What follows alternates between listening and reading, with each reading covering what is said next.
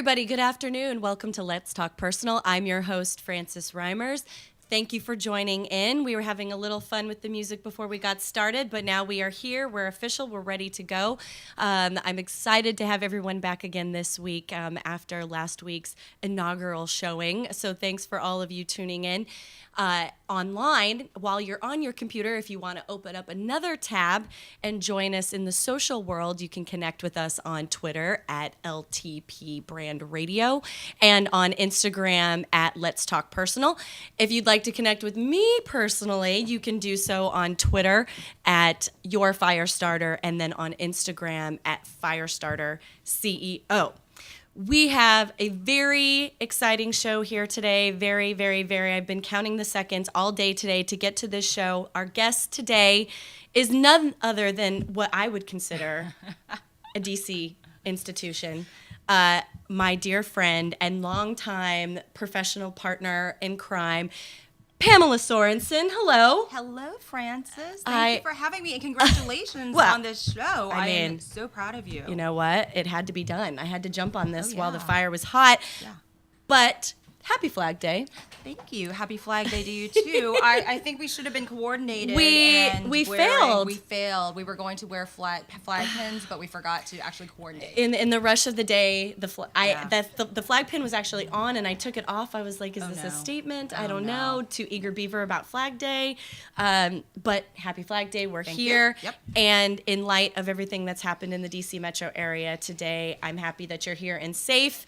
And we're going to keep it positive and light. Yes. Let's keep it positive and light. So for those of you that are not from the Beltway or close to the Beltway and aren't familiar with this beautiful gal sitting right next to me, Pamela is the Director of Business Development and Community Relations at Better World Telecom, but she and I have known each other through many, many iterations of our lives, and we're going to get into that in a little bit, but I'm so excited that you're here and all the wonderfulness that comes with you. For those who don't know, we met a long, long time ago, and we're going to get into when that happened and how that happened in just a second. But, you know, I made mention that we have been through many iterations of our lives, and our brands, personally and professionally, have changed many times over throughout the years. And so before we go throwback, let's talk about right now, because you're doing some pretty exciting. I mean, you've always got your finger in a million different things. I always have to keep like a mental Rolodex of what you're working on. And Me too. Right. Yeah. No, you're on power schedule all the time. Let's start right now and work our way back and talk about a lot of things that you're doing, because your brand is just so dynamic and elastic, but what you're doing right now is amazing stuff. So tell us a little about where you are right now. Sure. So as you mentioned, I'm the Director of Business Development and Community Relations for a company called Better World Telecom. Right. And what we do is we provide voice and data services for nonprofits, NGOs, associations, B Corps, companies that are doing well by doing good. And so I'm in sales, but on top of that, with the community relations part, I get to choose where we spend our time, our talent, and our treasure by giving back and making an impact in the community. So I am loving it. My background is in sales and business development, and I get to meet some wonderful people, and I'm doing, involved with leading edge technology. So it's a really good fit for me. But you're the choice for the company that you work for, which is amazing, by the way. Google them. Thank you. That was a very specific choice. Yes. So talk a little bit about why that company, a little bit why now, and how that fit into the ecosystem of your brand. Sure. So we won't go too much further back, but for 10 years, actually going 11, I had a company called Pamelas Punch. Because you were in junior high. Yes, right. I was a baby and a baby entrepreneur. And So last year, so I've been running my own company, and of course we'll talk a little bit about that. Right. But I've been running my own company for a great deal of time. And last year, my dad actually said to me, "Hey, Pamela, have you thought about retirement?" And I'm like, "Retirement? What the heck? What are you talking about? Why should I be thinking about retirement? Aren't you supposed to retire when you're like 60 or something like that?" And I'm turning that a long time from now. And then he's like, you got to think about your future. Have you been putting money away? You've been leading this really great life with Pamelas Punch, traveling the world, doing incredible things. But think about something that's going to be sustainable. And so, of course, I looked back on the things I'm supposed to do over my life, and I forgot to marry the rich man, so I could go and do all the fun stuff. I forgot to marry the rich man. I skipped over it. So I was like, oh crap, I have to actually take care of myself. And so what I thought about was where did I come from as far as professional roles? And I knew that I was good in sales. I came from technology and telecommunications, and also I had a really good network of power people and CEOs and decision makers and entrepreneurs, and definitely a really good stronghold of the bucket of nonprofits. Right. So I thought, okay, where could I possibly go? And I was reintroduced to a man named Jim Kennefick, who's the CEO of my company. And we had a conversation, and we decided that this would be something that I would really, really love to find as my home. So that kind of just transpired over the past year. It was very deliberate. And being philanthropic is, when I think of you and think of all of your various brand personas, philanthropy is definitely towards the top of what you do. Talk a little bit about all of the various causes that get your time right now. In addition, your cause that pays you your job, but then there's a few that don't. And so talk about a lot of your volunteer commitments, because you really do have a ton. And I mean, along those lines, and I will definitely share with you some of them, but I feel that what really kind of matched my brand is what really spoke to me personally, and that happened to be animals. My love of animals. I adopted a dog 2 years ago, so I worked a lot and did some volunteer work, and also helped to fundraise and act as a brand ambassador for what was the Washington Humane Society, is now the Humane Rescue Alliance. Right. I also have done a lot of work with inner city kids. Colon Cancer Alliance is a nonprofit that I've done a lot of work with as well. So, I mean, it kind of goes across the board, but I feel like for me, where it really hits me the most, and actually the Alzheimer's Association of the National Capital Area is one of the nonprofits I'm on a committee with, because I have Alzheimer's and dementia within my family. Right. So it just really has been, I mean, there's so many nonprofits. There's so many ways to give back. Right. But if you find something, at least for me again, that really speaks to you and draws you out, you're more willing to give of your time and your talent and your treasure. And you touched on something really interesting that I think is a really good takeaway for a lot of people, is you are definitely somebody who your time is limited. And I'm sure you like me, I know, because we share emails about this all the time. You're asked to give of your time often. And you mentioned about, giving to causes that speak to you. I have people who approach me all the time that every cause speaks to me. I'm a little bit of a bleeding heart in the fact that I'll do anything if it's for a good cause.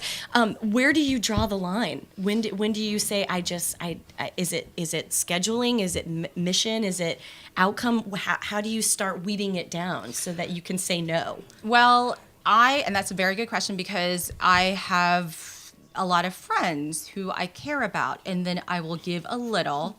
Especially if there happens to be like a Kickstarter or campaign or something where I can just go, boop, give a little. Right. Where it gets to be a little bit more of a challenge, again, when it comes to the heart. And also, I mean, the treasure. It's not, let's face it, it's not like I'm like spending all my time like, well, here's a check, here's a check, here's a check, here's a check. Because I would be the charity and the law, Right.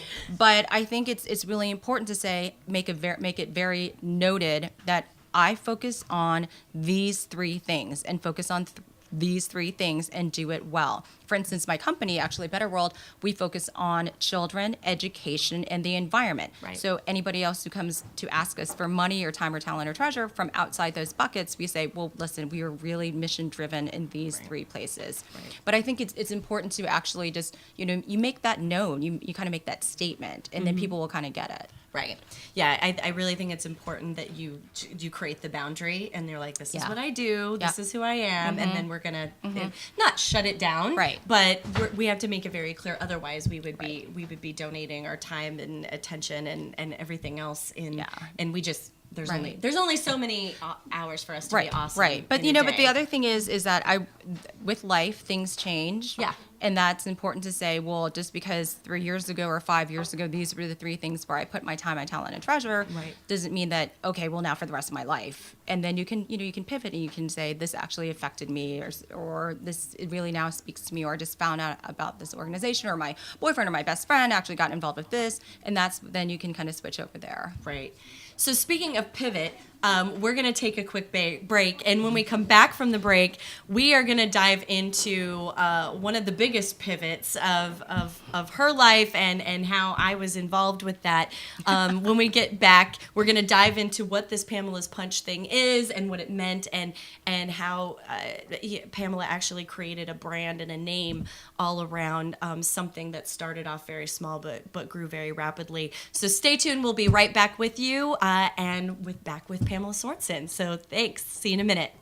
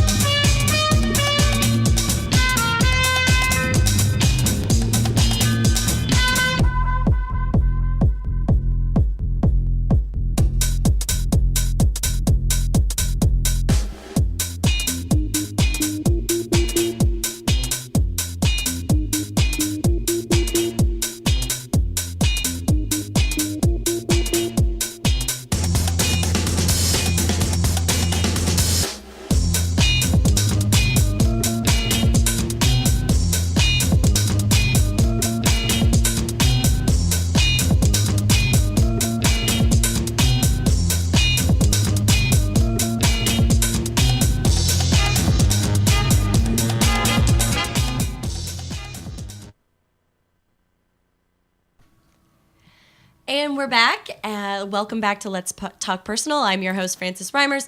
And again, if you'd like to join us on the social scene, you can check us out on Twitter at LTP Brand Radio and on Instagram at Let's Talk Personal. Reminding you, my guest for today is Pamela Sorensen. And so before the break, we were talking about Pamela's current position. But now I'd like to get into something that I've been involved with for a long time and been passionate about alongside of her for a long time, which is her blog, Pamelas Punch. You started this in 2006, and for the children's, that was they weren't even born yet. Yeah, I mean, some of them really weren't. I actually have one client, I think that was like an infant.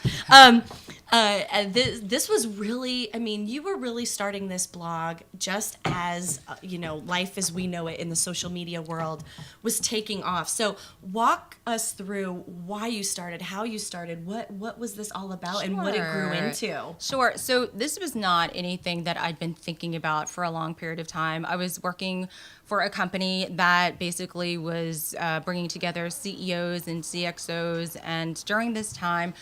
I call it when the magazines came to town, if you will, where all the glossy magazines came to town, and there were events going on all the time. There were not only events that were going on that I was going to, but also I was really involved with a lot of charities and nonprofits, and I was sending out letters because, again, this is before social media, before social networking. Right. So I was picking up the phone and calling people the old-fashioned way. I was writing letters, and I was also writing some emails. Buy this table, support this cause. And people were writing me emails. Where did you go last night? Who did you see? What was going on? Right. And I thought, oh my gosh, if I only had one place to put all this information and write it in a way that it's my style, that my mom could read, my boss could read, my coworkers could read, my neighbors could read, my friends could read, I can actually get back to doing my day job. Right. So one night I came home after an event, of course, and had a couple glasses of wine. I sit down in front of my computer and I'm like, I'm going to start this thing called a blog. And so I emailed one of my business partners where I was working, and he was in the new media world. And I said, listen, I want to start a blog. What do I do? And he said, okay, here's where you go. Here's the website where you go. But listen, Pamela, I just want you to know every day a million blogs are born and a million blogs go to their grave. And I said, That's still true. I know, but I said, no way. No. Don't you challenge me, because I will make this thing live forever. I will breathe life into it. Same. Yes. I am going to make this thing live forever. And so I went online and I created this thing called The Daily Adventures of Pamela Sorensen. A mouthful, yes, I know. And I just started like putting pictures up and telling stories, and it was basically about my escapades, my adventures. Right. And eventually, A clean version of your escapades. well, yes. In fact, I even used like initials for some of my friends' names remember because that. I wanted to keep everybody. And then I just like forget it. I'm putting pictures and names and whatever. And so what happened was people really started to follow, and we decided to change the name to, because alliteration is very good at branding. Right. And I changed it to Pamelas Punch, started getting supporters and lots of followers and sponsors, and started doing things like television and radio and traveling the world and emceeing events and hosting events, and it just really blew up. So by the time in 2007 I decided to quit my job, this became my full-time job. Right.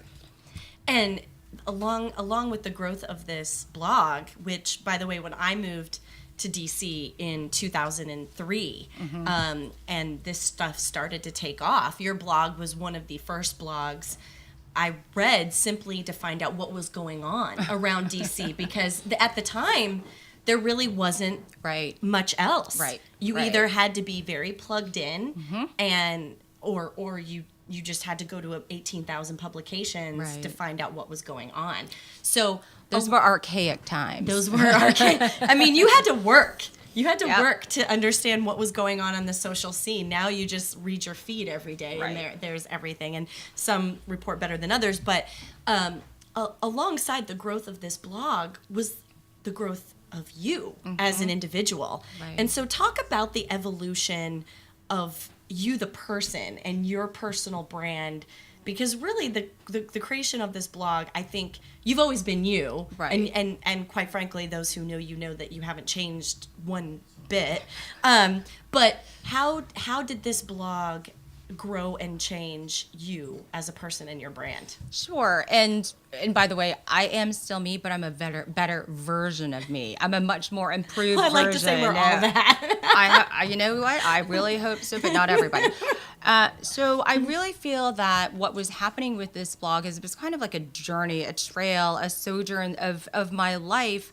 And at first it was really not about, I was just kind of being drawn by it. I was being pulled through.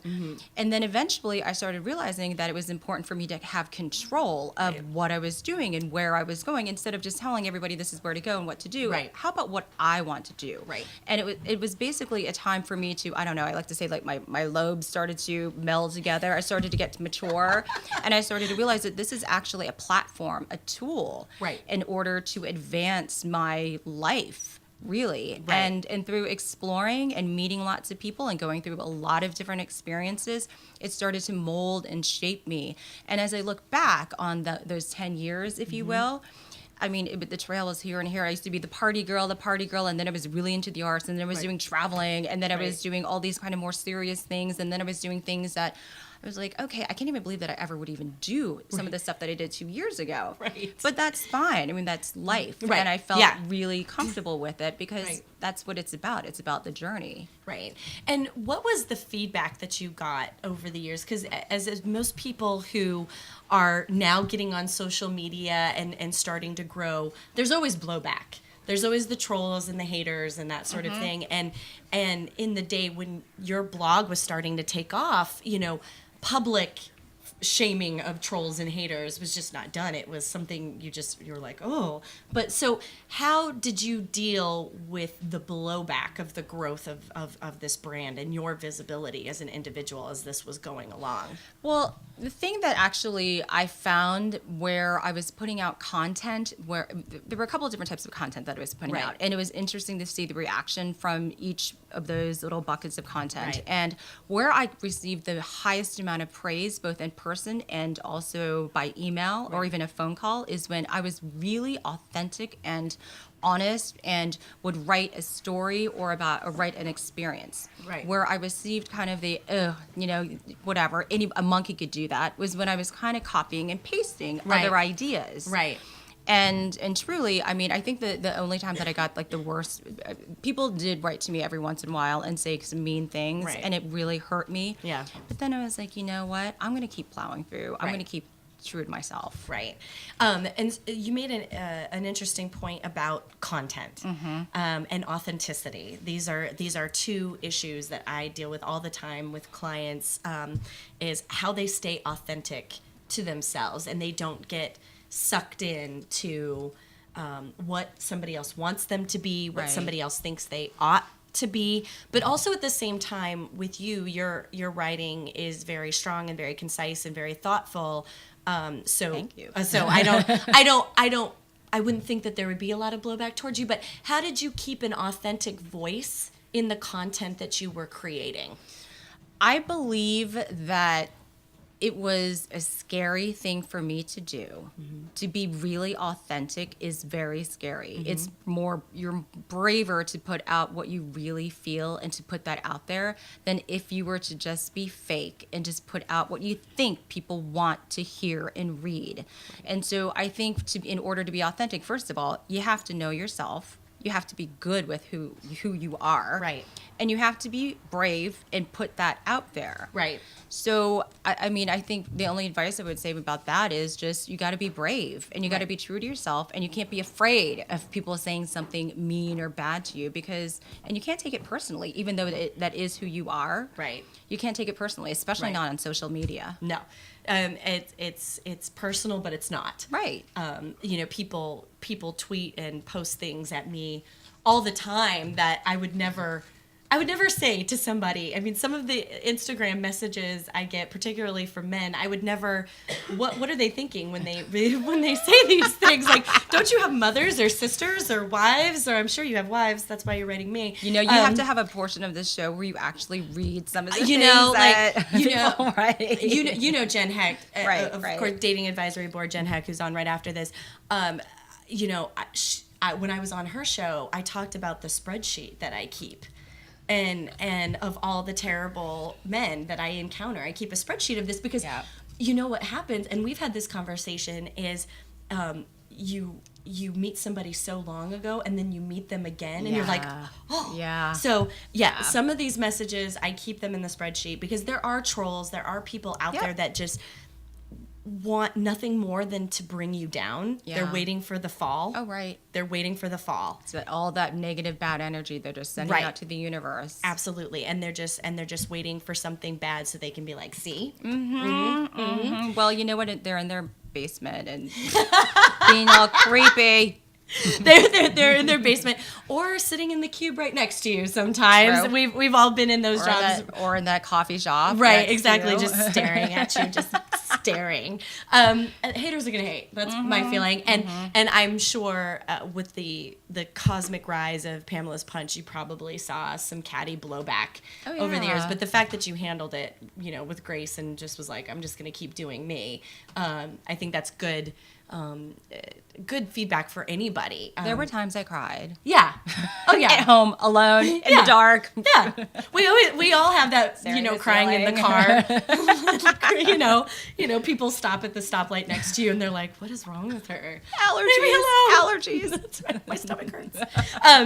So we've all been there, but you just have to keep moving forward. You have to. Otherwise, you don't grow. Right. You don't grow at all. And you've made such an evolution. If you would have stopped the first time somebody was mean, you would have stopped and absolutely. We do what others don't, which is press forward. Yeah, gotta press forward. Just gotta do it. As my mom would say, punch it up, punch it, keep punching. That's a good one. Punch it up. I love that. And it fits with Pamelas. I know. That's why she says it. But one of my favorite topics about you, speaking of evolution, is your look.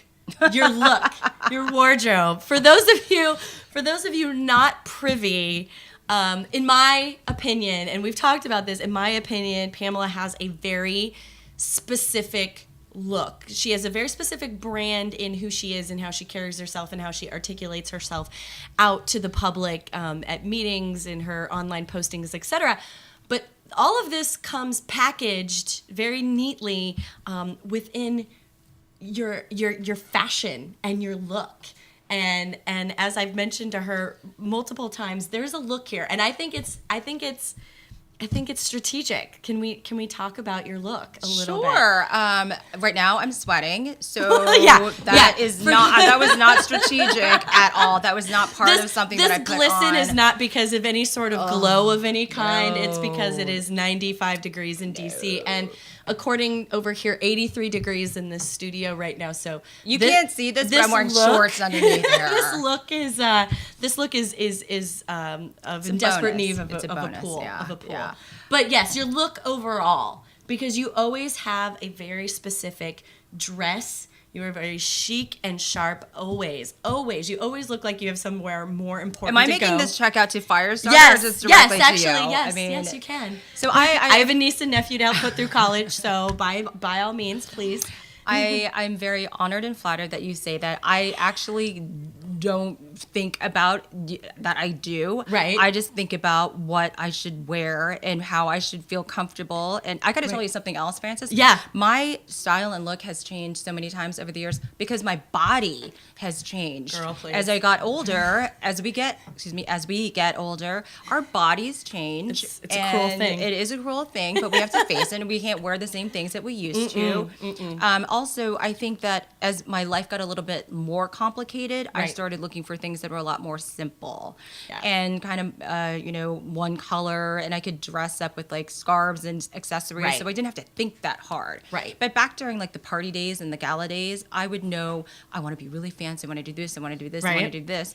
And then there was a time when I was working out all the time, and I was like, for me, it was just really easy. I would go to my Pure Barre class, and then I'd have a couple of meetings. I wouldn't have any makeup, but I would wear these really cool street to studio, studio to street clothes. Right. And now that I'm back, in the professional world, I'm going to give a little plug. I wear the Tailored Man. Yes. And so I have these amazing custom shirts and really cool jackets, and I. That's what I'm saying. You always look so chic. I would be wearing that now, but I'd be melted. I'd be like on the ground melted. It's too hot. Yeah. It's miserable. But the stuff from the Tailored Man is on point. Like, thank you. That stuff, and I love how you always have your name inside I mean, why should guys get all the fun when it comes from that? I know. I love it. And I think it's important, at least for me, when it comes to the brand and it comes to what I'm wearing, you wear your brand. You wear who you are. Yes. And it has to be consistent with what you're doing, who you are, who you want people to think who you are.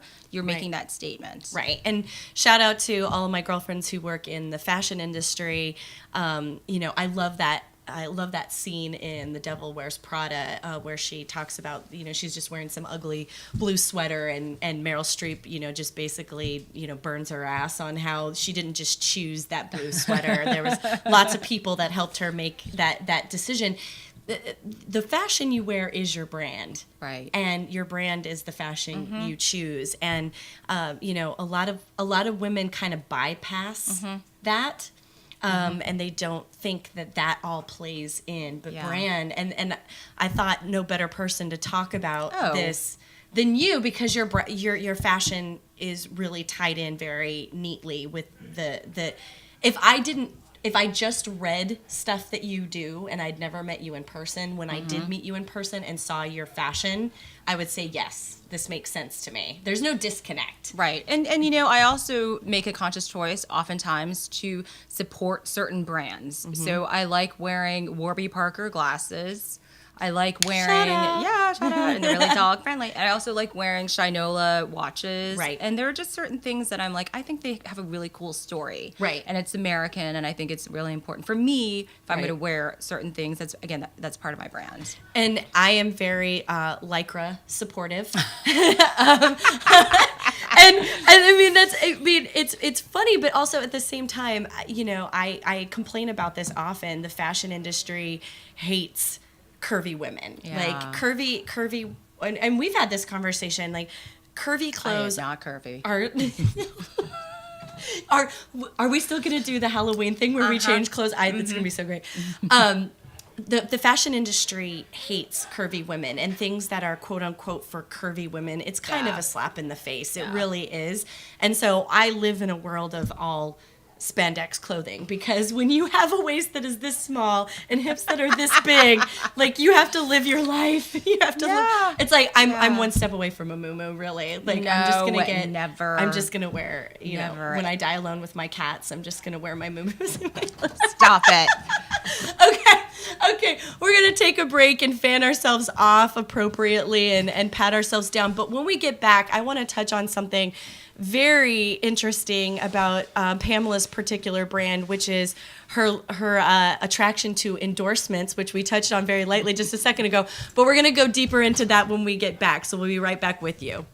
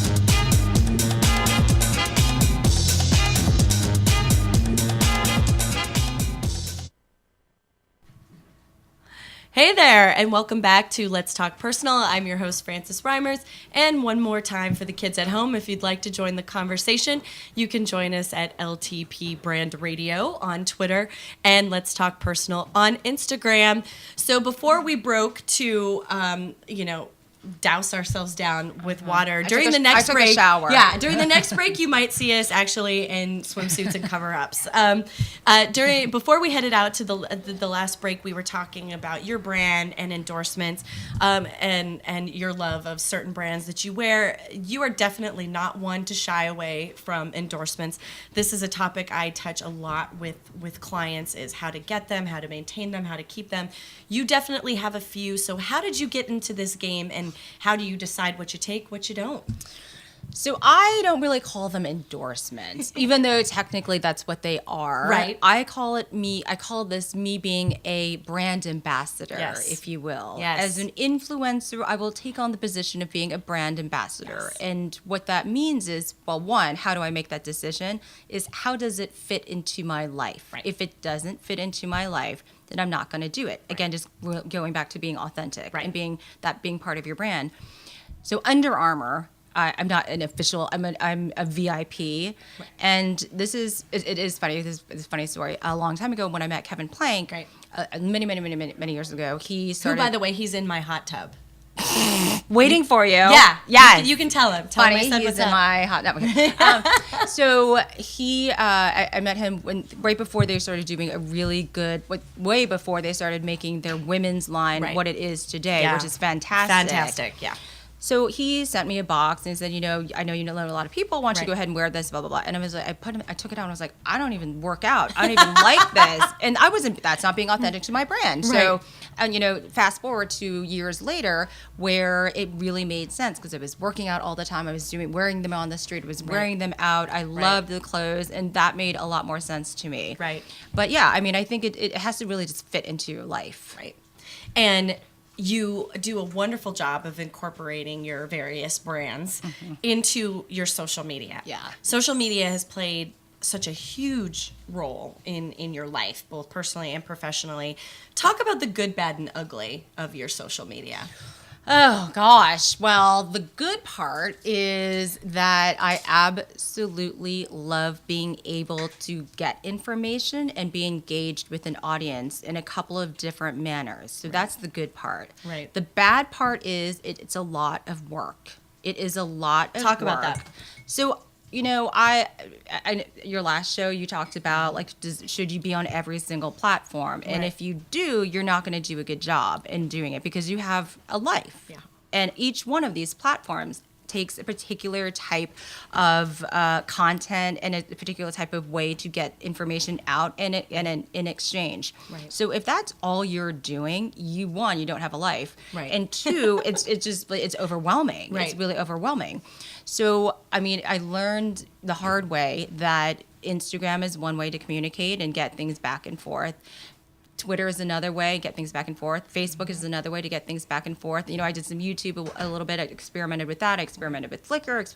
Right. So I think the bad can turn into a good that you just have to figure it out. Right. And you have to work at it. So, Right. I mean, it isn't really it's bad because the bad can turn into good because once you work at it really hard, Right. it kind of starts to, just kind of be a flow. And when you found a social media platform that just wasn't really working for you, did you shut it down completely? Did you just let it go dormant? I let it go dormant. Yeah. So Yeah. it's still out there Oh, in yeah. the world. Yeah. And It's the just reason not- the reason why I did that, Francis, is because there's still good content Right. on there. And Right. one day maybe I want to go back there. Right. But I mean, I'm still on Pinterest, and every once in a while I get somebody who's like, know. "Oh, I I know. liked one of your pins." And I'm like, "From 2 years ago? Okay, I wonder what that was." I don't even know my password to Pinterest.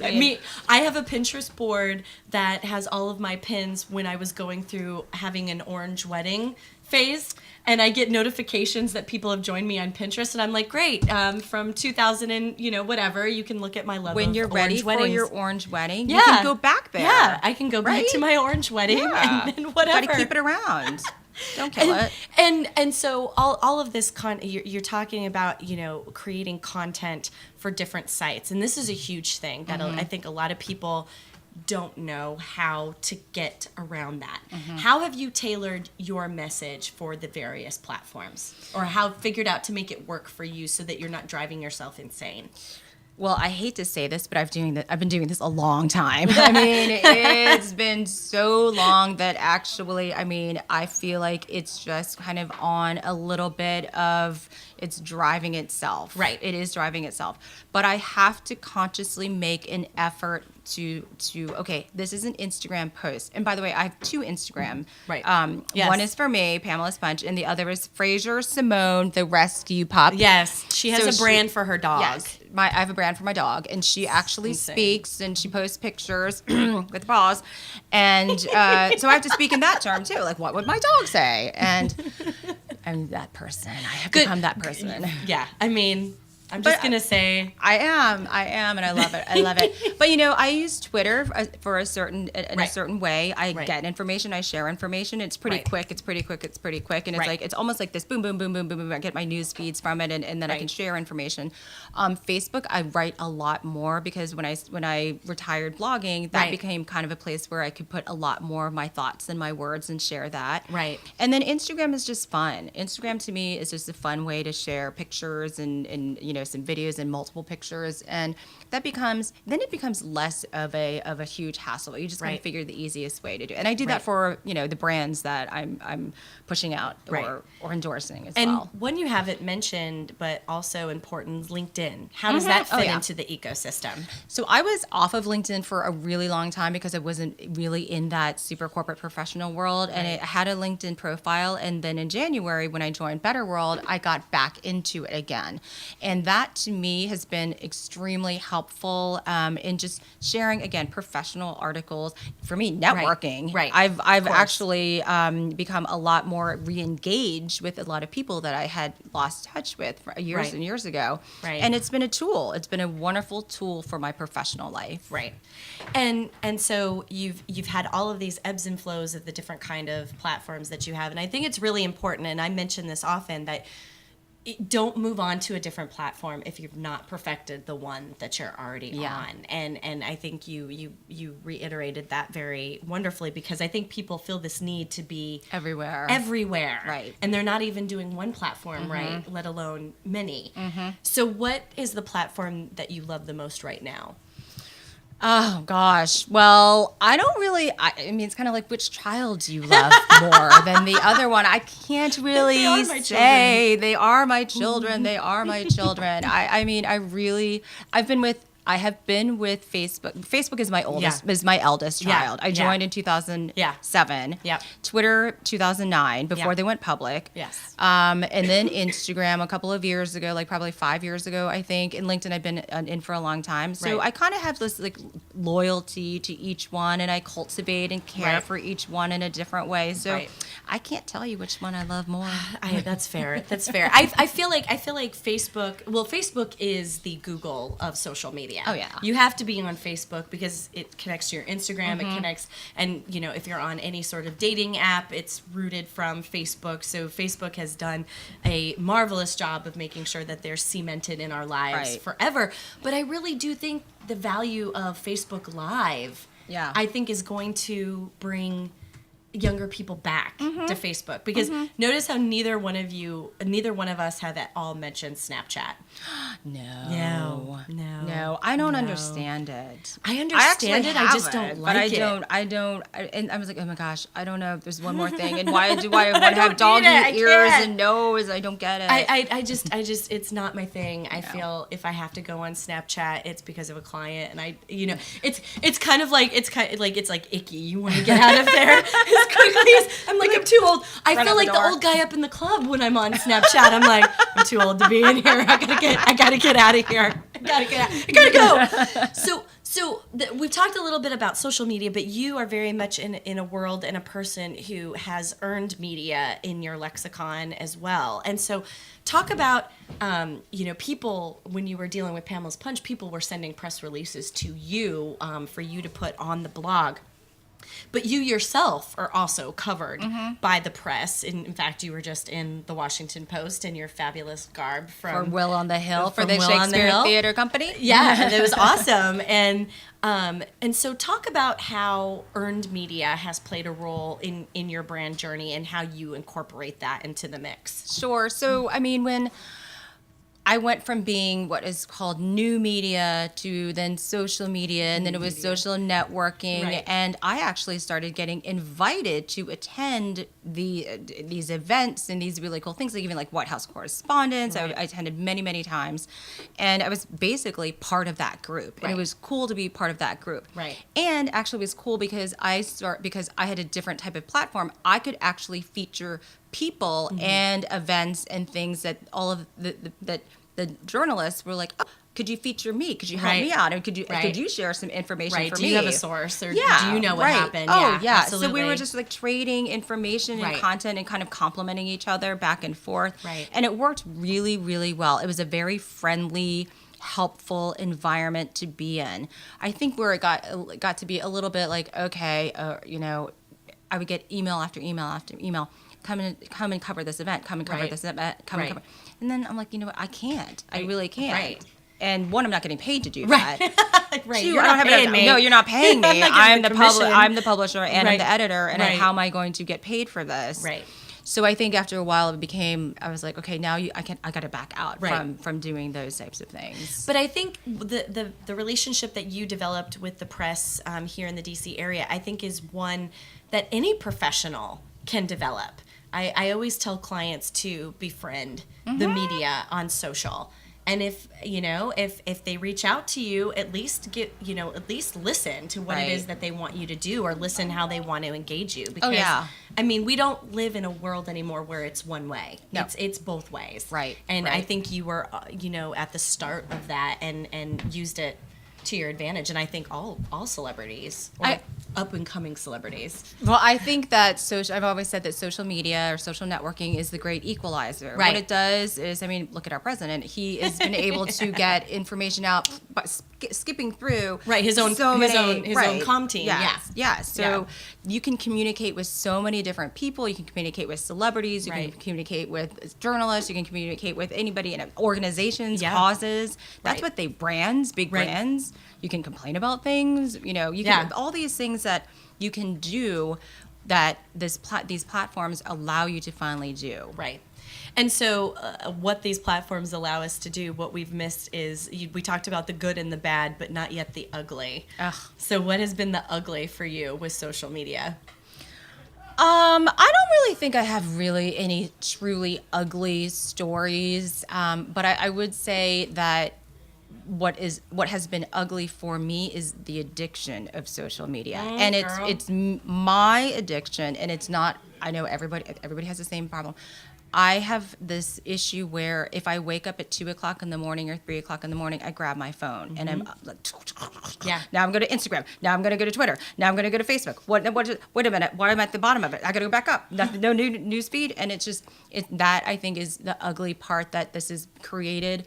And I know I'm not alone. No. First thing I do in the morning, Yep. and I actually do like a gratitude, prayer or whatever, and first thing in the morning. Sometimes I grab my phone and I'm like an hour later, even if my alarm is going off at like 5:00, Yeah. at 6:00, I'm like, what am I doing? I'm just laying Why there, I'm lying in scrolling this through bed, stuff. and the light is so bright, and my dog is like pawing it, like, and she's making that noise, and I'm like, why is this happening? And I wish this ugly addiction would go away. And I know I'm in control of it. So Well, interesting enough, this past Sunday on 60 Minutes, they had a segment on what they're calling brain hacking. Yeah.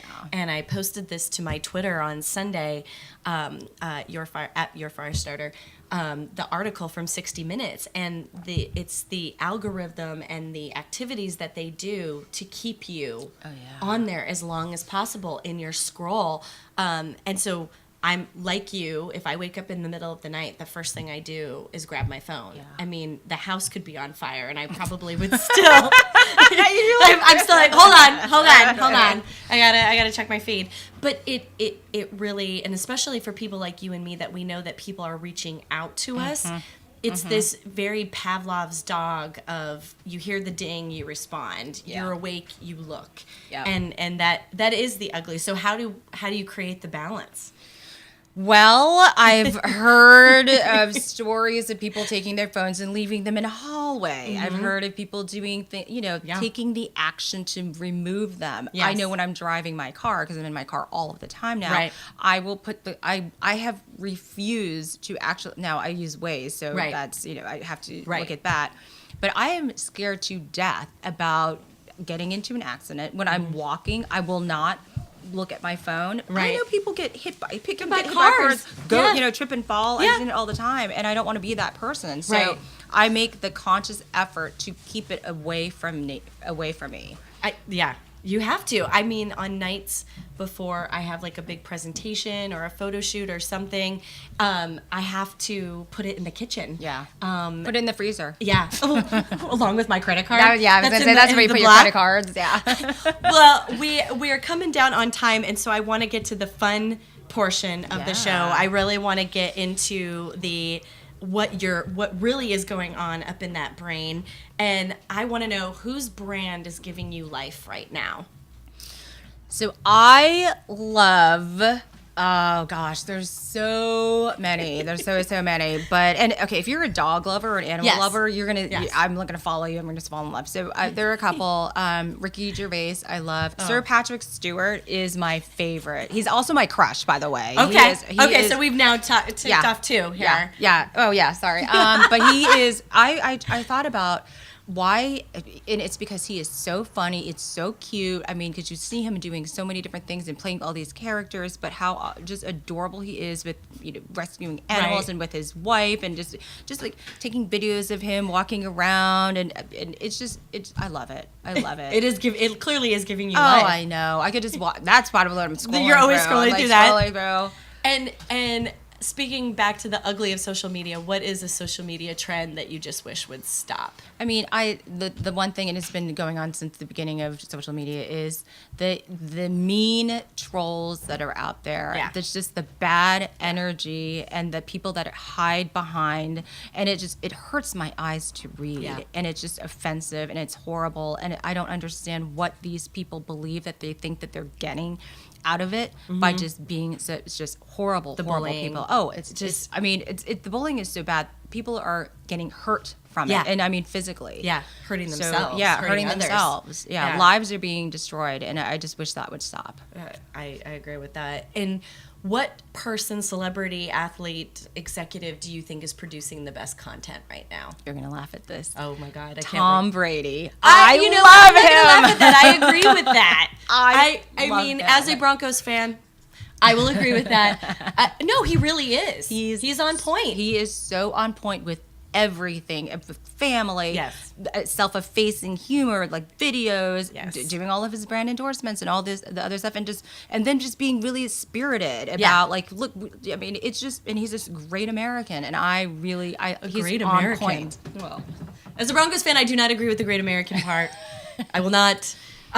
No, he really does produce great content. Yeah. He and his wife, they really, Oh, yeah. they do a great job of incorporating the family, and he really is producing great stuff. And it even when he has to include his endorsements and other things, it doesn't look forced or overly produced. He does it in a really creative and Yes. fun way. Do you think he does it by himself?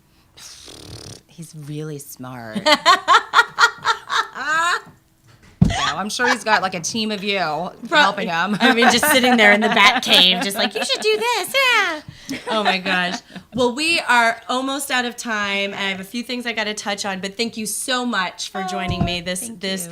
if you guys can't tell, this is a love affair that's long been in the making, and so it was my pleasure to have you.